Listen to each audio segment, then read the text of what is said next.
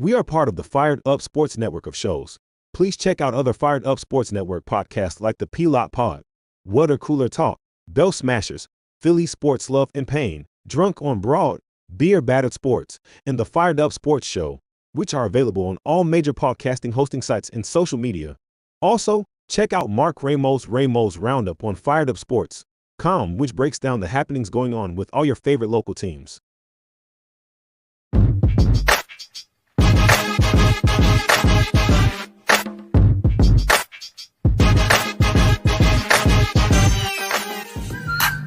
The Philadelphia Eagles are Super Bowl champions.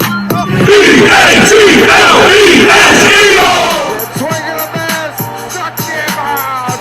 The Philadelphia Phillies are 2008 World Champions of Baseball. Ladies and gentlemen, the Flyers are going to win the Stanley Cup. The Flyers win the Stanley Cup. For the lead. Yes!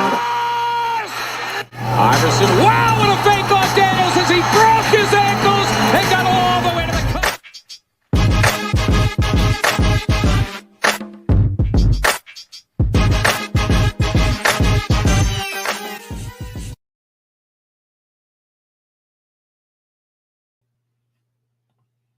Oh well, happy New Year's Eve. We're still learning how to click the buttons here on this new platform, but it's New Year's Eve. It's kind of the middle of the road for this. I think we've just passed the MLB winter solstice, Eric. So I figured it's a good time to touch base and talk a little baseball. It's a little chilly outside this morning, but I know it'll be warm in spring training and not all that long.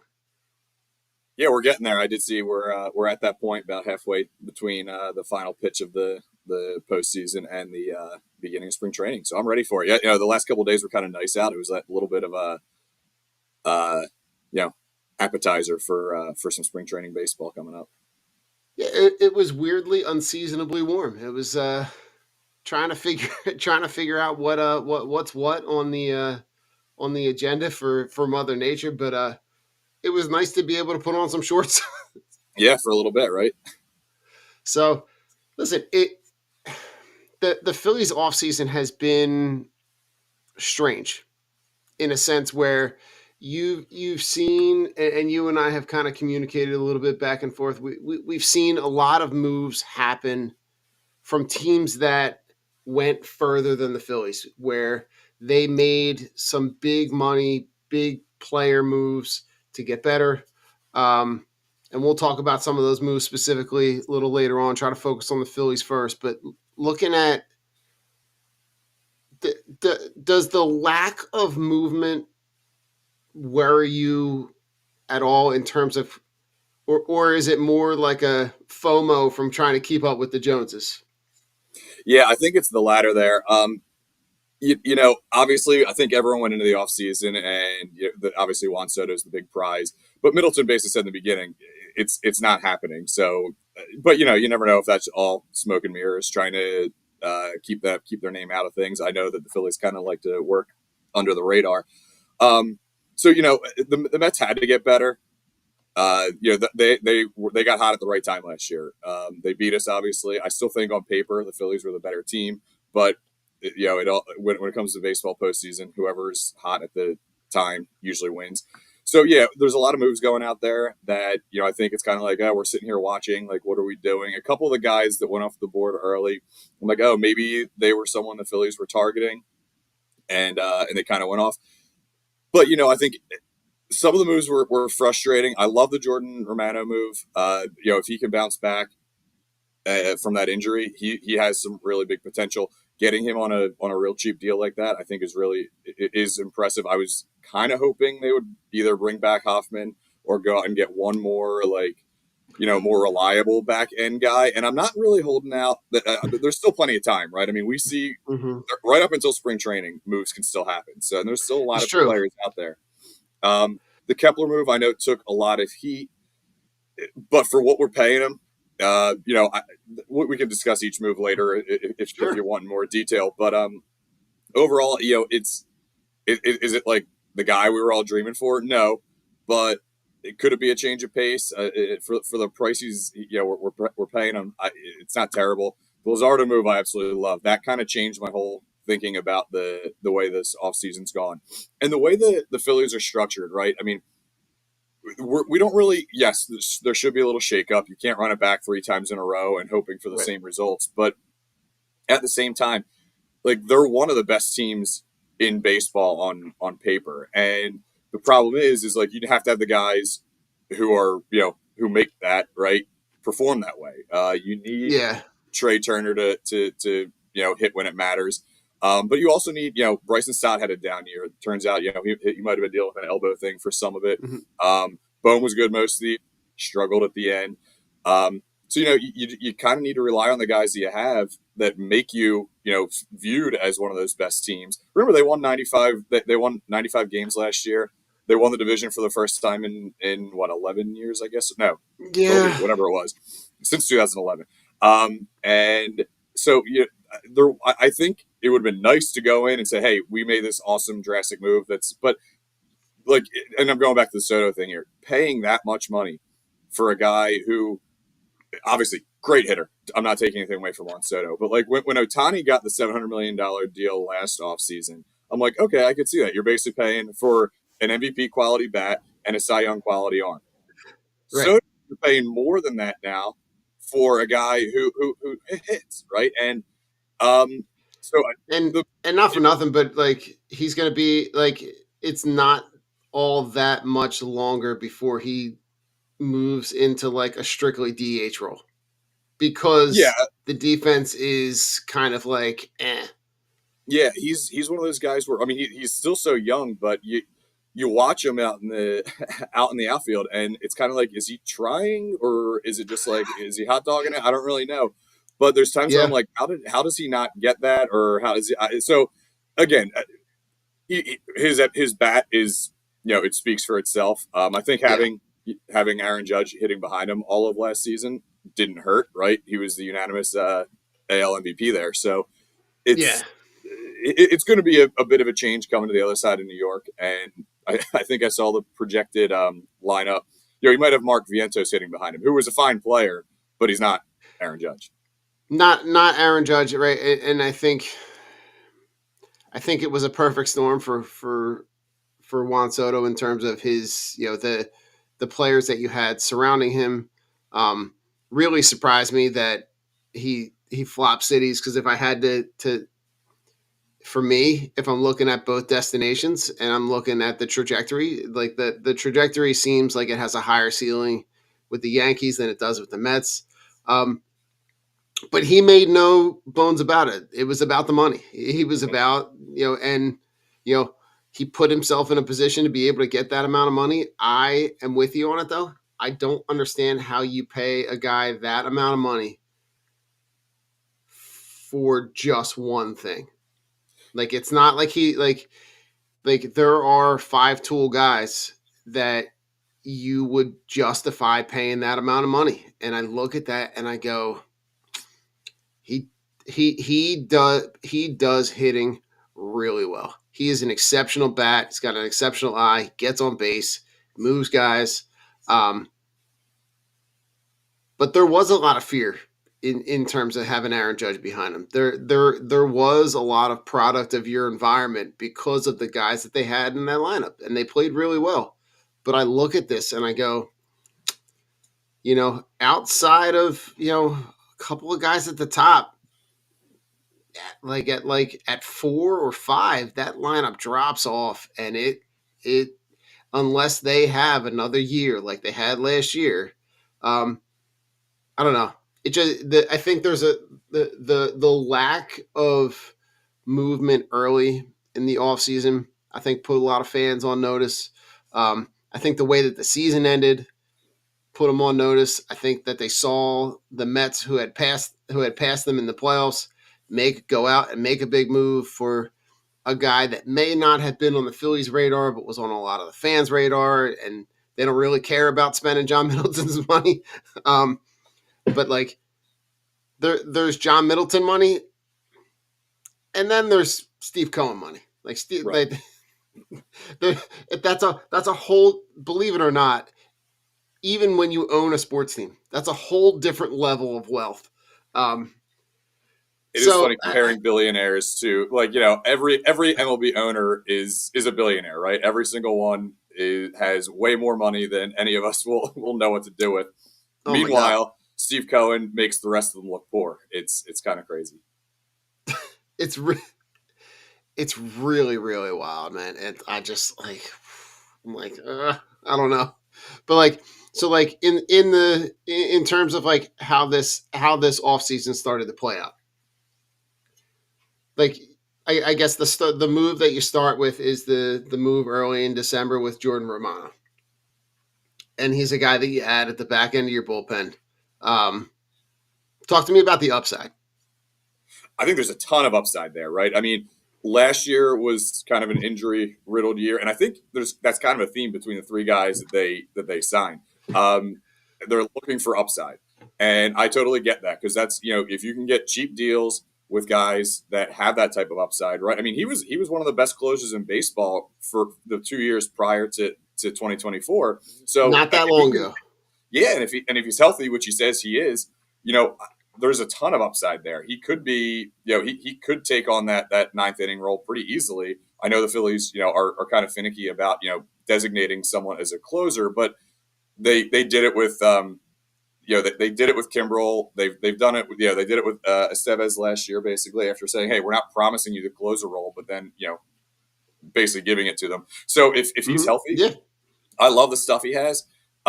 It's just, there's always, whenever there's injury, you always have that kind of in the back of your head, like, is he fully recovered? Is it going to be something that kind of returns? And if it does, well, obviously that's obviously the downside to signing these kind of high upside guys. If it Mm-hmm. does return, then you're looking at a really weak back end of the bullpen. But by not making the big move now, does that give them some maneuver room at the deadline? We'll see how Yeah. that pays out. But I love that move, from an upside standpoint, and in terms of trying to keep salary maintainable, because again, the Phillies, I think the theme of the offseason was, why aren't the Phillies spending money? I think if you look at payrolls, though, the Phillies are, second or third highest projected payroll going into 2025. So and now they're over that last luxury tax, so they're paying, I think I heard something around over $40 million in luxury tax money too. So it's like they're spending money. Money's not the issue here. It's just a matter of Yeah. getting the production out of the big money guys. So you got to fill in some of these roles with some lower price guys, and a high upside guy like Jordan Romano is I think perfect. Yeah. I like the move from the like. I like the move from the potential point of view, right? Like I like what he's done in the past. I like what their projection for him could be. Um, I'm curious to see how how they start to begin to utilize him. Do they automatically pencil him into that ninth role? Is that something that they look at Kirkring? Is that something that they look at multiple guys in the back? Like they've been really flexible in terms of not committing to one specific guy. Um, I also think that like as inconsistent as he might have been, Jose Alvarado might be a guy that you start to lean on. You think about Kirkring and his production was better than the first year, right? But he, I think, just like anything, it's hard to forget that like baseball's a really long season, so there are those moments of inconsistency. But I think Yeah, that there's a lot of hurt feelings with the way that season ended, especially where you just kind of dropped off. And that you and I remember talking that last show that we did right at the end of the season where it almost felt like the postseason was gone in like in like less than a week. yeah, it was fast. So from that perspective, I think you're gonna need to be like I don't know how many times we've said it, but like you're gonna need to get production from your guys that you're already paying. Now, yeah, I'm curious to see how this year plays out and how they approach this trade deadline.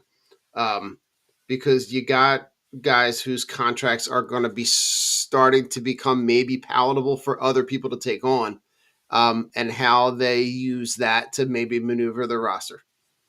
Yeah, I'm not sure how much that's going to affect the offseason or the trade deadline as much, but I mean, I think next offseason we're going to have all this money coming off the books. So, do they try to re-sign some of these guys? Yeah, potentially, right? Like Romuto, Schwarber, but then there's a bunch of other guys too. So there's going to be a lot of money coming off the books entering 2026. So, I think I'm not saying they're punting this year. I mean, they're still at a spot where they could easily compete for the division and could easily, still make a run at the playoffs even without making a big move this season. But I think this offseason wasn't supposed to be like a complete, success in terms of signing all these big name guys, right? It was supposed to be improving the areas where they were weak. And I mean, did they fully do that yet? I don't know, but It's hard. It really the funny thing is, like, you say that, but like it really is kind of hard to tell at this point. yeah, right. You're not going to know until because again, it's not you didn't sign a guy who is going to do X, Y, or Z, right? Like I said earlier, they're all kind of coming back from injuries, so you're really banking on health, honestly, and that's what it's going to boil down to. I mean, we've seen signings like this really pan out. We've seen other ones flop, so it's going to kind of be a wait and see type thing. But I don't want to trash any of these moves until we see how they actually do pan out. No, I think that at this point you kind of look at the upside, right? Right. This is a point in the offseason where you look at the potential for where these moves could be, and not that, like, not necessarily to like look ahead, but like you look at how these positions, the way that they address the offseason. We knew, I think in our heart of hearts, we knew that this is how it was going to play out. It was just like everybody was kind of there were all the rumors with Bohm, right? That Bohm was going to be part of a package. And then, we kind of figure out that the market for Bohm is not nearly as the league is not nearly as excited about acquiring Alec Bohm as the Yeah. Phillies would like them to be. Yeah. Some of those trade offers are funny. Yeah, I mean, I got to be honest, the most laughable one was the Mason Miller one. Yeah. I'm like that had to be that couldn't be serious, right? Right. Correct me if I'm wrong, but they offered like Bowman Castellanos. That was for Kyle Tucker. I think That Bo was, Miller was just oh, straight up. So I actually don't know which one's funnier. Both are terrible and yeah, funny. I'm like, both are really bad. yeah, That's the one, like, and the Kyle Tucker move, I think, was one that I think that one got everybody a little bit excited because he would slot in to this lineup and this ballpark, and it seems like this team really well. yeah. He would have been a really good fit. The only issue is this is his last year under contract, and not that he's going to be getting Juan Soto money, but he saw what Juan Soto got, and he's like, well, he basically said, I'm not. I'm going to test the market, so I'm not signing an extension with any team that I get traded to. Which I mean, from a business perspective, is fine. He's going to fetch a nice deal, Yeah, next offseason. So and maybe that's a guy to keep on your radar for next offseason, because if you got money coming off the books mm-hmm. and you're going to be, you have the potential to maybe slot in and, any, I know that I know that, like, he could really play, you could really slot him in anywhere in the outfield. Mm-hmm. And I think maybe that's something to keep an eye on as money, as we start to see maybe money coming off the books in the offseason, that's something that they kind of target depending on what the price tag is. Yeah, yeah, because I wouldn't be surprised if we're looking around 300 mil or so. He's and he's been a good player. I hated him in 2022, but he's been a good player. Yeah, it's kind of hard to now the door prize on not getting Kyle Tucker was the acquisition of Matt Kepler. Yeah, there we go. Let's go. Runner up. So talk about Max Kepler. So he's another one. Again, I kind of alluded to it earlier. Like he's not this shiny new toy. The amount of I guess feedback that was negative that the Phillies were getting after that trade. I think was a bit unfair. I mean, yeah, Kepler is not going to be Kyle Tucker, right? He's not going to be Juan Soto. But he was another one. He played 105 games only last year. But the season prior to that, I think he had 24 home runs and a OPS over 8. So he Mhm. has some potential. And for $10 million, if he's healthy, he could be a guy that solidifies himself as the everyday left fielder. And then you kind of do your platoon thing with Marsh and Rojas in center. The biggest issue with him is he's another left-handed bat, right? It would be better if he was I a was right-handed bat. I was just about to say, like, Yeah, not for nothing, but like, he's another guy who's a left-handed bat. Like, right. where at some point, where do you slot the right-handed bats in to kind of break up the monotony a little bit? Yeah, yeah, exactly right. You're kind of running low there, right? You'll have Casty, Real Muto, and Bohm, and then I guess certain days Rojas, but Rojas, you might have it's so Soto at some point. Yeah, yeah, it's so hard to kind of keep thinking like maybe this is going to be the year for Rojas. It's just I don't see him being an everyday player. I love his defense, but he's just not a good hitter still. And now it's been we were maybe seeing, hey, okay, he was working on this, he's working on this, but it's really tough to consider him like an actual like threatening bat anywhere in that lineup. But I mean, you have if Romuto can bounce back a little bit, it sounds like they're trying to limit his innings a little bit. So maybe, and he didn't have a terrible year, but it was definitely a down year from what we're used to seeing from him. If he can bounce back a little bit and we can get him some, split up these guys and have, um, mix those three guys somewhere between the middle and kind of back end of that lineup. Oh, and Trey Turner too, duh, but he'll probably hit two, right? So that's kind of splits it up there. You might have to go two lefties in a row here and there, but overall, I think they have enough guys where they can kind of mix it up. The issue is like you kind of wanted that right-handed power bat. I think that was kind of more so what you wanted in the offseason. But Kepler isn't going to be the worst guy out there. I think in terms of like you don't become a 10-year vet and by luck, right? So he's had some good years. mm-hmm. Injuries have been really his biggest issue. But he's had a couple good years out there. I don't Yeah. expect him I'm to looking play at 160 games, but we'll yeah. see. I'm looking at his game log since 2015, right? And 2015, or let's start in 16. In 16, he played like he's only had 2 seasons where he didn't play, where he played under 100 games. Right. So he's gonna play. And one of them was 2020. So that Right, was, and 2020 is when when he's out and he only plays 48 games. yeah, So like, but when you talk about in terms of his production, right? He's not a guy that's going to wow you with numbers. nope. But I think what you're getting is a professional hitter, Yeah. and I think in this lineup, you know, if you can get a guy, he's only in the stat lines that I'm looking at, right? He's only struck out more than 100 times twice, right? And most of the seasons, it's he's got a couple of seasons in the 90s, a couple of seasons in the 60s and 80s, right? Like he, I think if you look at the way that this lineup is constructed and where he's going to bat in this lineup, right? He's going to bat anywhere between 5 and 8. Yeah. I would think probably Three. 6 or 7 is probably most realistic for him. So like at that point, right? Get on base, don't strike out, and move runners. Yeah. I don't hate this deal, right? And I think No. for me, I think what it does is I think it solidifies that corner outfield spot, and you get the kind of production that you thought you might get from Austin Hayes when you made that trade at the trade deadline. Um, but I think from a professional standpoint, I like it. I like what it can do for this lineup. Again, would it have been better if he was a right-handed bat? Great. But he's not, and I think you're gonna have to figure out ways to be creative with your lineup to be able to mix and match the right-handed bats.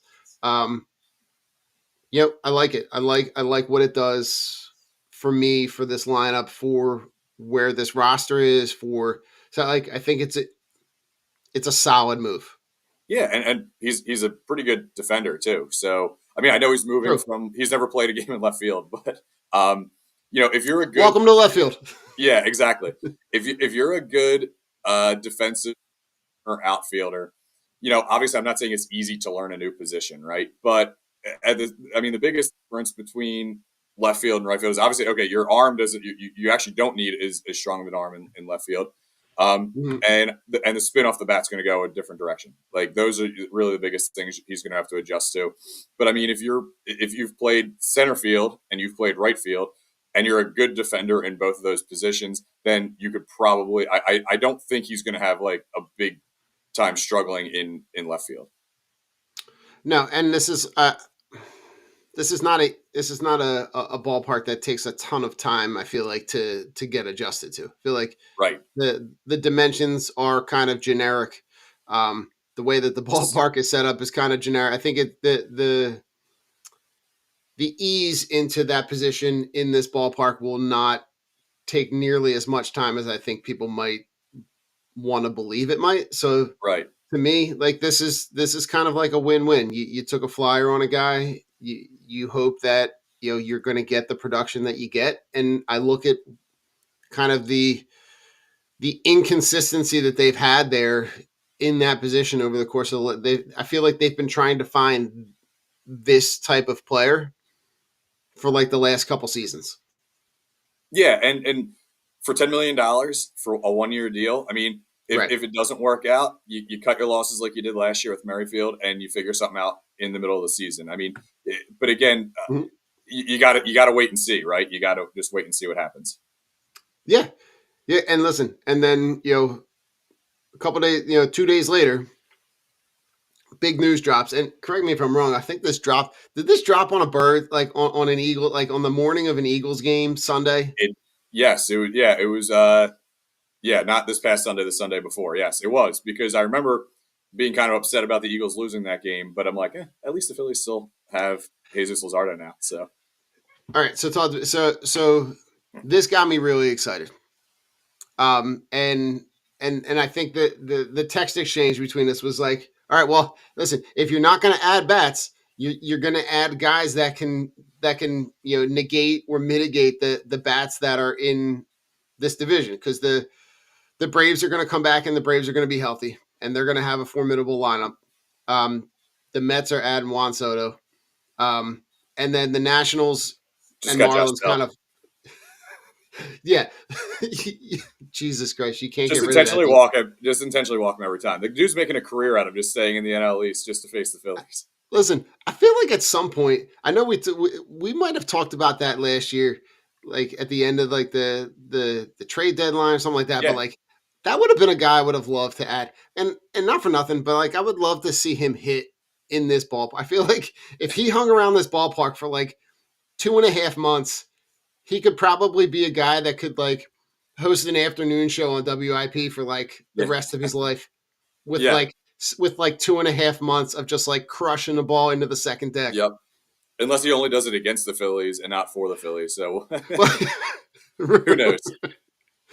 Yeah, so the trade for Jesus Luzardo, right? You give up two prospects, right? You give up Boyd and you give up Stalin Cava, which is a guy who was high on your prospect list, but I think he was kind of he was not going to be here anytime soon. He was inevitably going to be a trade piece because of you're stocked at the middle with Stott and Turner for the next 7, 8, 9 years, whatever it's going to be. Um, I love this move. I love this Yeah, move from where it sets up, and just from a simple perspective, from I can remember in like the middle to the end of the summer talking about how do we mitigate the Taiwan Walker effect of like having to like essentially roll a bag of balls out every fifth game. This kind of just eliminates that. yes, it really does. It's I love the move. Like you said, I mean, you give up Starlin Caba, who's a top one of the top 5 prospects, but um, like you said, he's blocked. And the other thing is he hasn't really he's shown to be an excellent defender, but he hasn't really grown into himself and become a real hitter yet. Now again, he was only in single A last year, so he's still Right. eons away from actually making a major league impact. But that's like a perfect move for the Marlins to get, right? Try to get this guy, see how he develops. Whereas the Phillies have, like you said, Turner's at short for now. Aiden Miller is not far, and he was Cobb was kind of the odd man out there. So, giving up those 2 prospects for what you could potentially get in Jesus Luzardo, I think, is a no-brainer. Luzardo just, seems to be like the common theme here. He was injured last year, right? He had a back issue. I was reading, he talked to reporters yesterday on a Zoom call, and he was talking about, he had a back issue last year that the doctors said, should be cleared up by now. He feels healthy. The Phillies did extensive physicals with him to make sure that was, not going to be an injury that resurfaces. And something like that doesn't scare me as much as if it was like an elbow or shoulder type thing.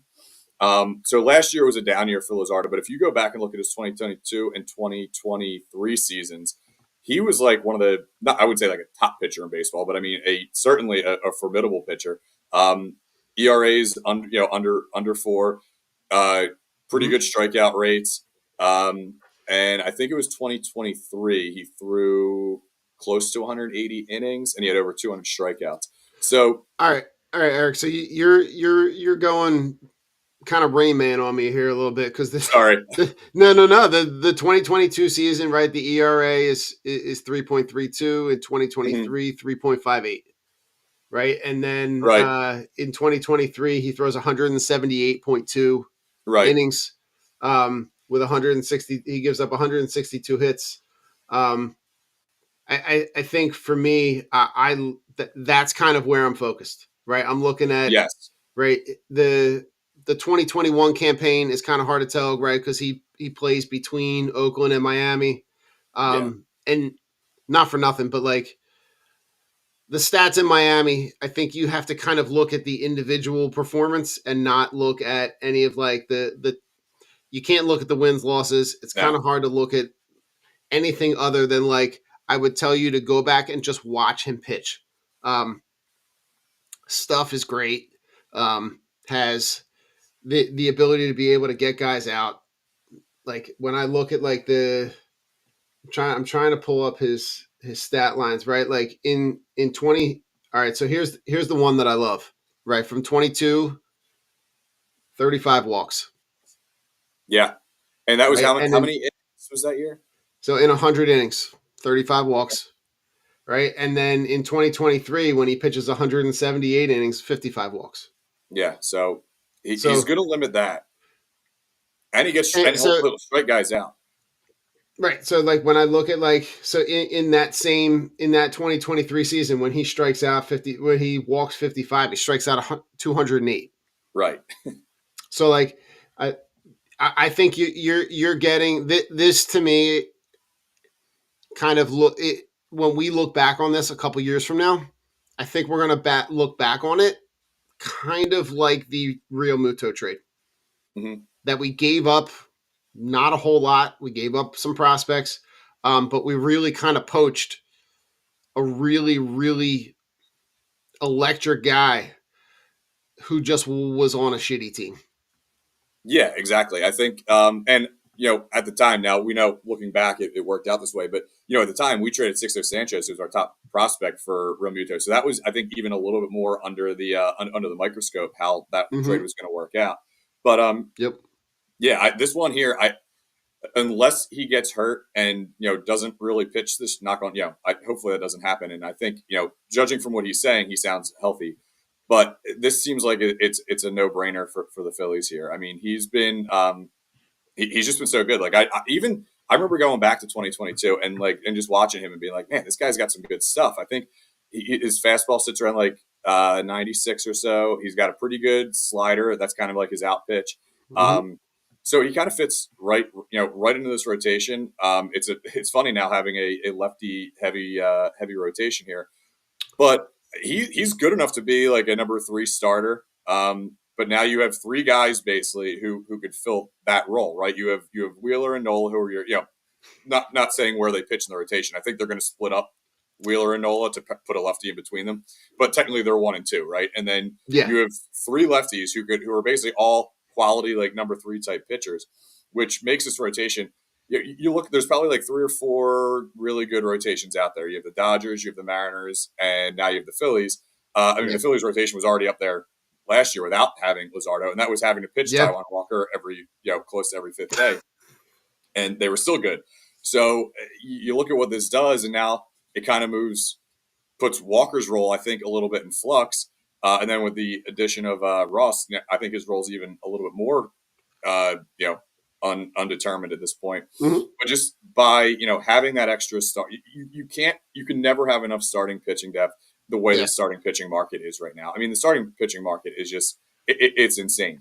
The amount of money and the fact that we were able to get a guy who can be an impact starter like this for what we got him for, and you look at what these other pitchers are either signing for or what the Red Sox had to give up to get Garrett Crochet, like this to me just seems like I don't want to say the word steal yet, but it's about as close to a steal as you can get.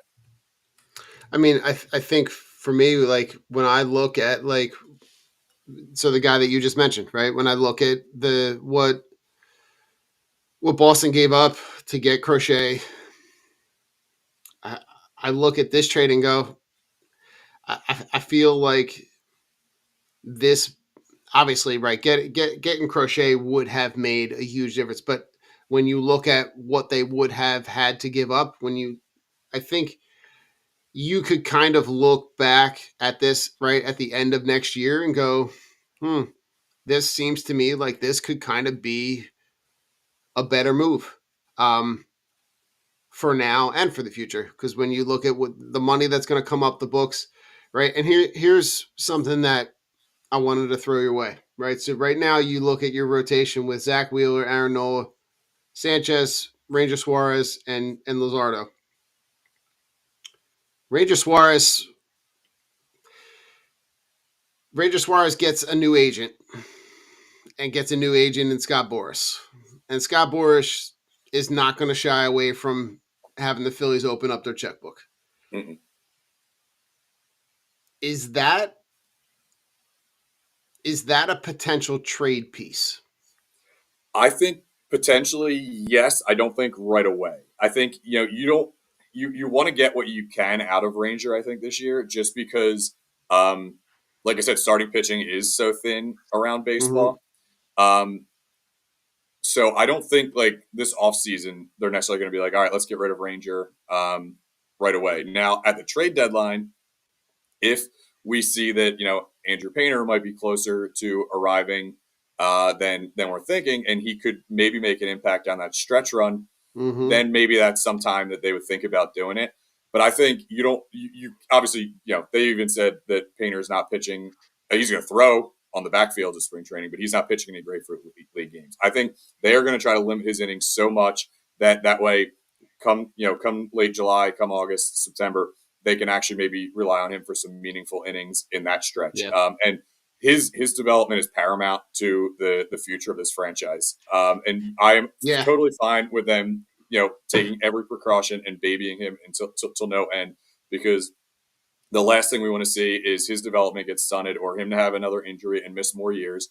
So, he's 22, I think right now, 21, 22. So he's still so young. Like there's no sense in rushing him up. So that's why I think, let Ranger pitch here until July. If Painter's not ready, keep Ranger. I mean, we've seen what he can do in the postseason. Mm-hmm. And again, you can't take for granted solid starting pitching. You just can't do it in the state of the game right now. So I think they could trade him if he's having a good year, but I wouldn't say they're picking up the phone, like shopping him right now. No. So that was kind of my thought, right? Like they're going to have it would have to be a really savvy baseball move in terms of like, they know that they get the feeling like the price tag might be more than they want to pay, that they don't want to let him walk and not get anything for him.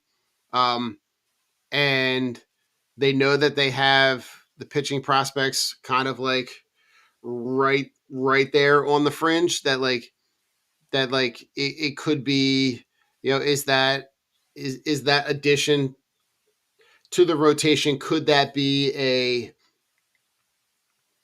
late call up? You extend the rotation, maybe you roll 6 guys out, or if Suarez is part of a package to get a big addition. And when I say like a big addition, like the move that I have in mind is a move that got talked about last trade down the line, which was the Luis Robert, right? Like, is that the type of trade piece, depending on where the White Sox are, right? Because they know that he's going to walk. Is that the type of like trade piece that like you get an MLB player ready now plus a plus prospect like that? Could that be something that they look at down the line? I think maybe, right? But I think it all depends on how the season plays out and where those other guys are. But that's just something in the back of my mind because I'm looking at it going, all right, so he's there. He's got the new agent. He's going to be on the verge of trying to get a big money deal. Good for him. And they have guys there that could potentially replace that role. Right, and that's the thing they have. So they're right now, yes, they have basically in-house options to replace that. So it does make him a little bit more expendable. And I do understand, not wanting to let him walk and get nothing for him. Mm-hmm. But the other option is, at the end of the season, offer him a qualifying offer, and then at least you'll get a compensation pick out of the matter in terms of the draft. So yeah, we'll see what happens with that. But adding Luzardo just adds a lot more flexibility to an already strength of this team. True. It really does. Now, when you look at their bullpen, right? So the pieces that you're not getting back, right? You're not getting at this point. You lose Hoffman, right? And you lose Estevez. So right now you're looking at a bullpen with Strom and Alvarado, with Jordan Romano, Kirkring. You got Tanner Banks, you got Jose Ruiz, and you got Joe Ross. That to me is, out of all of the position groups on this team, that to me seems like that if there's going to be a weak point, it's going to be there. So there's parts of that I like, and parts that I think are still kind of up in the air, right? Where if the Romano deal pays off, and if Kirkering takes another step forward, then I think that bullpen's still going to be really good. I mean, I think we know what we have in Strom. If Jose Ruiz can pitch like he did last year, like obviously you're not going to rely on him in the 8th or 9th inning, but if he takes another step forward, he's another really solid piece. Ross is kind of in there to be that swing man. Banks, I think you're looking at probably being like 5th, 6th inning type guy. So I think they have like most of their roles kind of established. It would just be and Alvarado, he was the piece I wanted to talk about. Obviously, he had a down year last year, but he still kind of has the stuff. So I wouldn't be surprised if he had a little bit of a bounce back year this year too, which is another guy you could factor in the 7th or 8th inning too. So you're right. I think that bullpen has the most question marks, right? It has like, okay, this needs to happen for that bullpen to be really good. But if all those things do happen, then that bullpen will be really good. If Kirkering had a fine year last year. I'm not talking, but I'm not talking any trash on Kirkering here. He's still really young. So he's kind of still, I would even say, developing to an extent. If he can continue that, take a step forward, we're solid there. It hinges a lot on what Alvarado does, and the biggest thing is if we're relying on Romano in the 9th, what's he going to look like coming back from the injury? So there's question marks. So I think you're right in saying that part is a question. But if things go the right way, it could still be a really good bullpen. Yeah, because I think that your position groups are kind of where they kind of are where they are, right? There's not a lot of flexibility in the infield. The outfield, you see where there's going to be platoons in center field. But for the most part, their position players kind of are what they are. Mm-hmm. You're not moving Bryce Harper from first. Stott's going to be your second baseman. Turner's going to be your shortstop. Bohm's going to play third. You know, I know that there was some conversations about, is Trey Turner, if there were other moves that were made, is Trey Turner a guy that, would you put him in center field? Like, I know that those conversations have been had, but like, to me, that those are not solutions. Those are like band-aids to try to potentially fix a problem.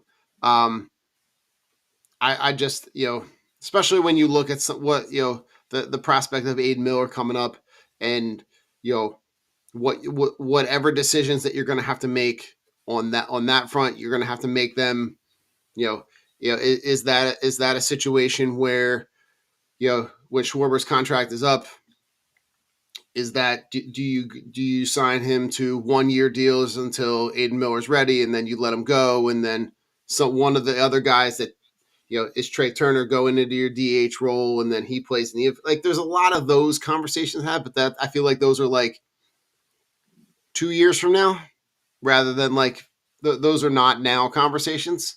Um, Anything else Phillies wise we missed before we jump into some just some MLB stuff?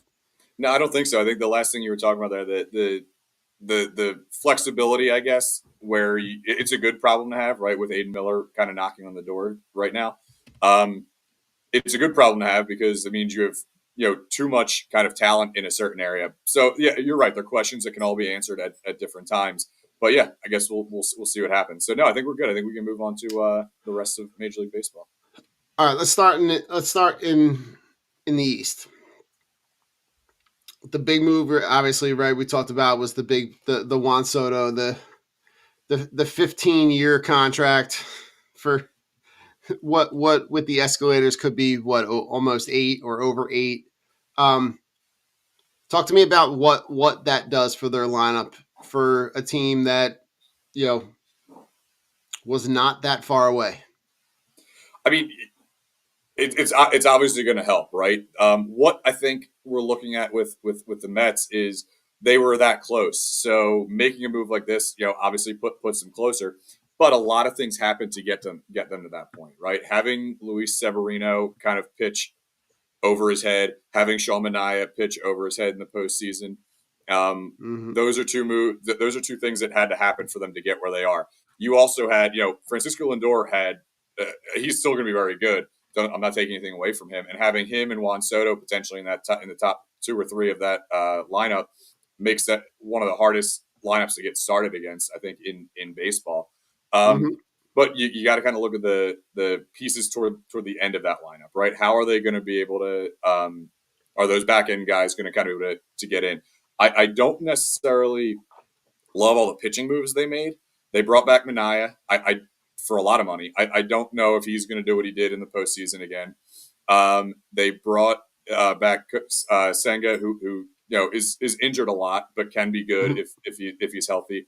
And my favorite was bringing Clay Holmes as a starter. That was a big head scratcher to me. Yeah. Trying to pull that one off. So I Mm-hmm. think the rotation still has a lot of questions. But obviously adding Juan Soto to that lineup makes their lineup that much more scary. Because I talked about Mark Vientos earlier. Like, he's a guy who we kind of saw take a big step last year, and I think he's only going to get better. So Yeah. they definitely have some pieces in that lineup that are going to be scary. I think it's going to be a fun next few years because I think we're going to really have a 3-horse race in the East with the Phillies, Mets, and Braves. And it's really, I think at this point, the division is kind of up for grabs based off of who's just going to be most consistent and who's going to be healthiest. Yeah. I'm like, whew. Like, part of me in this offseason was like, um, are the Phillies the third best team in this division? And there's some conversation to be had there. Mm-hmm. But I think the Juan Soto move seems like this is like very splashy Mets. But there's not a whole lot of substance behind it because, like I was saying earlier, I feel like their lineup after 4 just kind of like drops off. Yeah.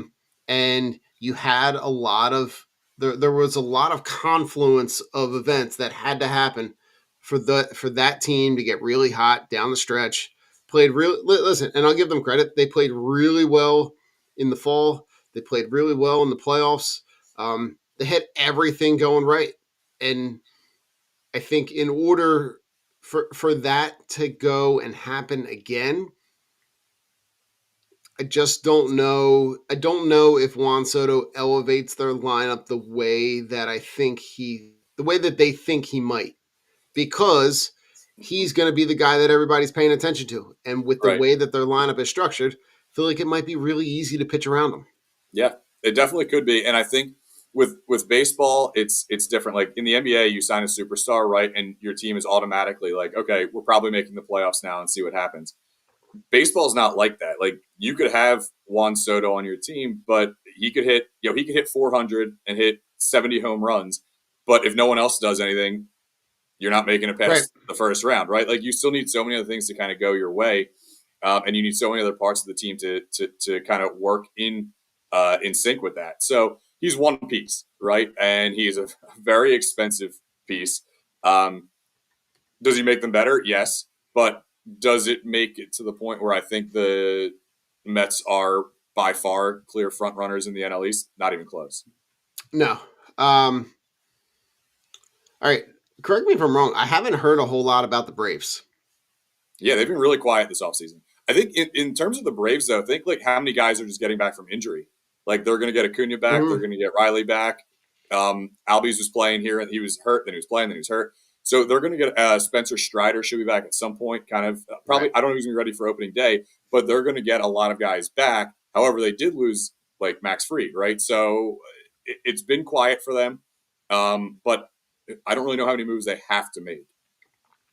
Yeah, I think a lot of their moves are kind of contingent on what you're saying on Mm-hmm. because they just got riddled with injuries. Mm-hmm. They had injury upon injury upon injury. So that's a team that like is just going to get better by attrition, just by getting guys back. So there's not a whole lot else to talk about in the East, right? The Marlins and Nationals are not anything that anybody is really worried about. Like you're saying, I think this is really this division is going to be really exciting. I think the divisional games will have more of a ramped up energy because of how tight this race is going to be and because of how frequently they're going to play. Some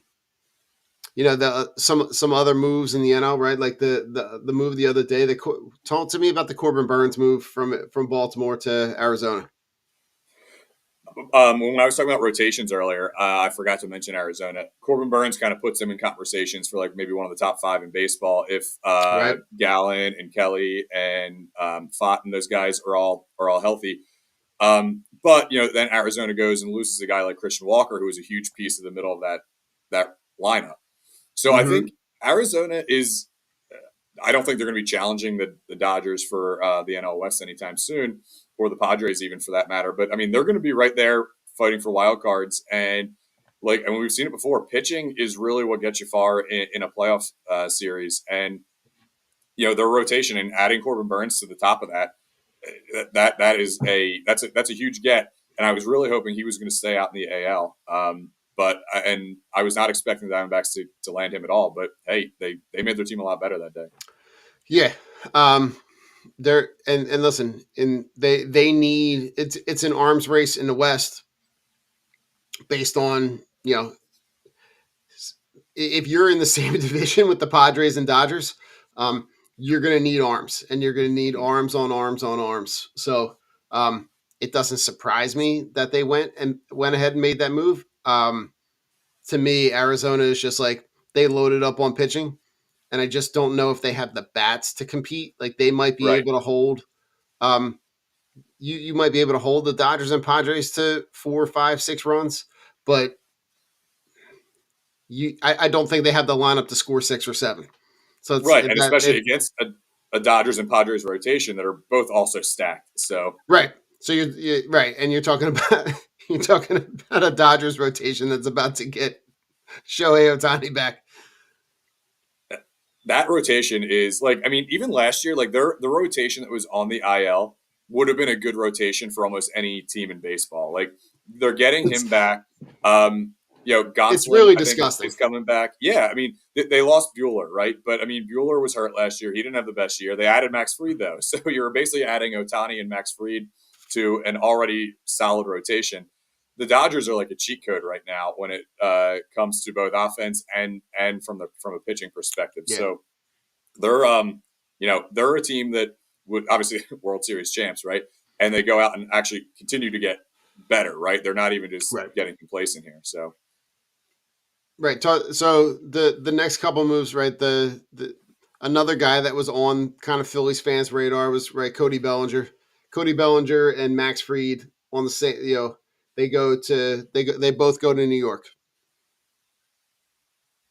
Bellinger going to New York. I don't. So here's the thing with Bellinger. I am not like a huge Bellinger guy necessarily. Would he make the team better? Yes, but for the money he's getting, I don't know. He was never someone like if they got him, I'd be fine, and if he helped win Mhm. for like a short window. But he's kind of in that Luis Robert camp. Both of them, I think, are fine players, but I think they don't necessarily fit what the Phillies lineup needs. But yeah, New York, they had to make moves to patch up what Soto did, right? So, yeah, I'm sorry, I totally misspoke when I was talking about Max Fried there. But yeah, he who did the Dodgers who did the Dodgers add into the rotation? Did they add someone else? They did, and I'm Oh, trying to. As you're talking, I'm Blake trying Snell. to. Blake Snell. Oh, Snell. There it That's who is. it was. Oh, okay, As you were talking, that's I was trying to. I'm going. yeah, I'm on the MLB yeah. going through the transactions trying to I'm find it. I'm getting injured lefties mixed up here. So yeah, they had Blake Snell, whatever. But yeah, the Yankees had to do something because of losing Juan Soto, right? You can't let you can't let your crosstown rival do all that and then you just kind of stand pat. I actually think the Yankees were wise in after losing out on that. The money they're getting, like Bellinger for in that, like they had to replace Soto. So I think for what they're looking for, Bellinger was a really good fit. Um, and now you have Cole and Fried. Who else do they? They have another big piece in the rotation. Well, not in the rotation. The guy that I'm thinking about, not in the rotation, but they also they also trade for Devin Williams, Oh right, yes, that yeah. I knew they made another move in terms of pitching, right? and Getting him. and consider so that was a move that when I saw the trade compensation, I was like, that would have been a move that the Phillies could have made because they trade for Devin Williams, who is again great at the back end of your bullpen, and you didn't give up a whole lot. No, they didn't give up a ton. They added Fried, so getting rid of Nestor Cortez wasn't that big a deal, and essentially you're replacing Clay Holmes with Devin Williams. So to me, the Yankees, regardless of losing out on the Soto deal, the Yankees are still going to be a solid team in the AL East next year.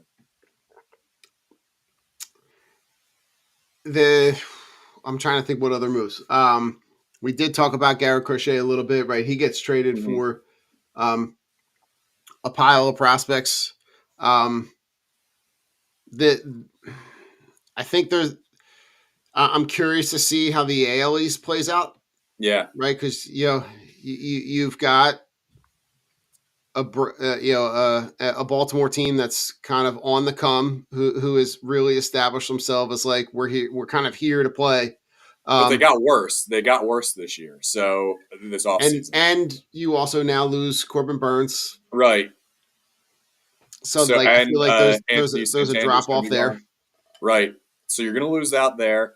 The Red Sox are an interesting situation. So they get Yeah. Crochet in the trade, and they were tied to so many of these free agents, and they just keep whiffing on free agents. I don't know why they're having a tough time getting free agents to come to Boston. Like, it's not like it's a bad market to play in. I mean, Right. Boston's a proven market. There's a good fan base there, and they're look. I mean, they had a pretty good season last year when I don't know if people were really expecting it.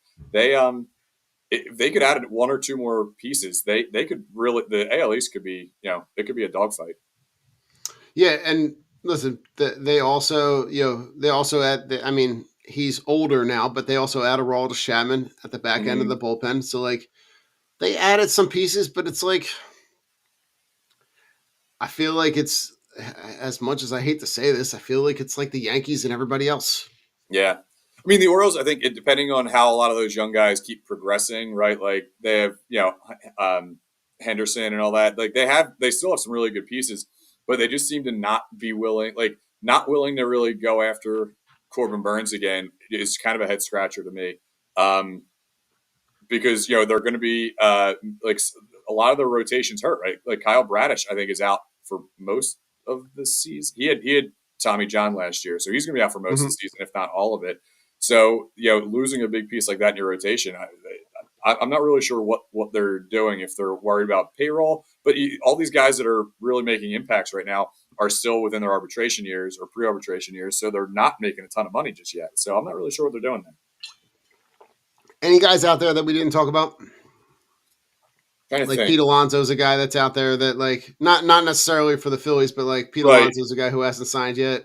Yeah, I think he's maybe like he hits home runs, but Bregman. they might be, Bregman's another one. Like he's not even that old, but you could just kind of see the decline there. And what he's asking for, he was asking for like a $7 million deal, close to $300 million. No, I don't think anyone in baseball is going to touch that. So I think he's just going to have to wait it out and see what his market kind of falls to. Those guys are there. The biggest guy, I think, isn't even going to cost you a lot of money, but Roki Sasaki coming over from Japan. I mean, that guy is. I remember watching the World Baseball Classic a couple of years ago. It was he and Yamamoto were pitching for Team Japan at that time, and it was like, okay, Yamamoto would pitch a game, and I'm like, wow, that guy's really good. Then Sasaki would come out and pitch the next game. I'm like, wait, this guy might be better even. He's a guy where and just he's coming over early, so he's basically only going to cost you international signing money. So I think the max he can make is like what, 6 or 8 million or something. I don't even know if it's that much. Yeah, it's not a lot. So he's not going to make a ton of money.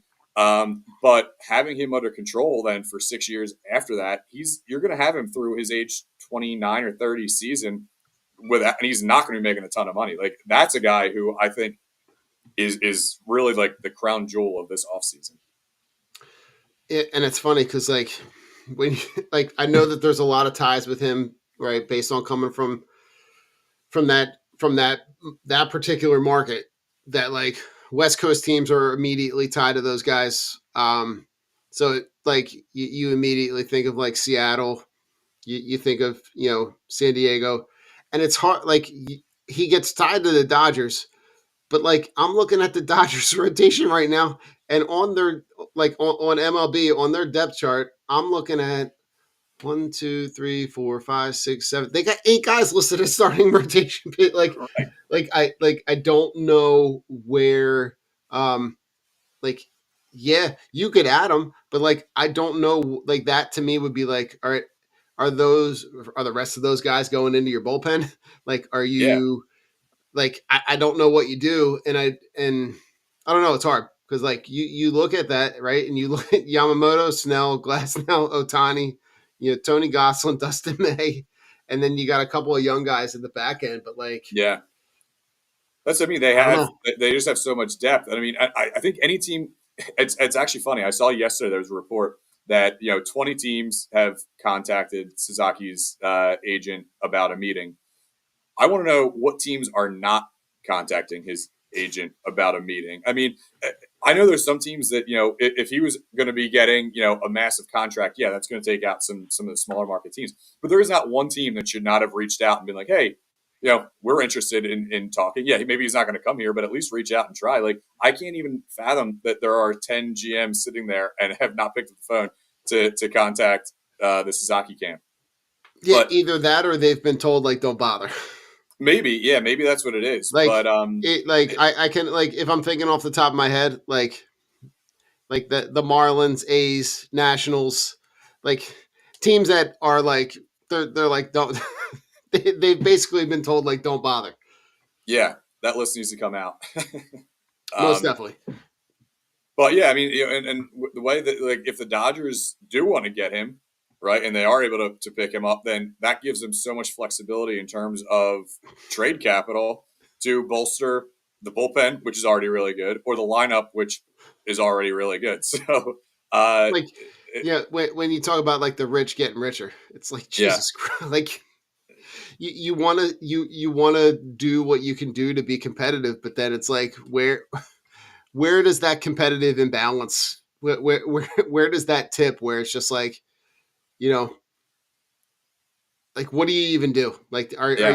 are you just playing for second place and hoping that like baseball stuff happens, right? That like the ball falls inside the line for you. That like Right. Yeah, get lucky. it's crazy. Yeah. Crazy. Eric, anything else you want to talk about before we jump out of here? No, I think that's it. I think, in terms of the Phils, let's just be patient with these moves and see how they pan out. Because if something doesn't work out, you have up until July 30th or July 31st to kind of fix that. So give these guys a shot, and hopefully, we see that upside. I'm here for it. On the way out, go Phils. Go Phils.